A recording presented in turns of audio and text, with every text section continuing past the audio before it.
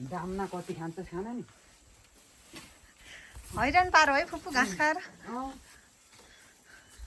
पाँचवटा बाख्रो एउटा थारो पुसमा भ्याउने भनेको ओखरी भ्याउँछ के हुन्छ त्यो बाख्रा दुइटै भ्याउने भइसक्यो पाखानमा धेरै हुनु भयो फुपू छवटा सातवटा हुने भयो आठवटै हुन्छ अब बाख्रा ल्याउने हो यहाँ बाख्रा ल्याउने भन्दै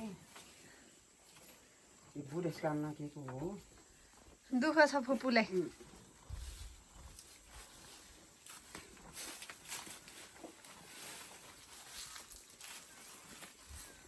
यत्रो मकै बनाउनु भयो फुपूले बारीमा मकै बनाएको छु आलु बनाएको छु घर नचाएर उमा राखेको छु गोठको थारा धेरै फले आलु साध्यै भएनन् यस्तो बुढीले लगाएको दुखीले लगाएको आलु टुप्पैसँग फल नदिएको म आलु भन्छु दियो त्यस्तै भयो बाटो कोपीले त्यसमा त सब टुप्पैसम्म फले टुप्पा नि गेरो लगाएको त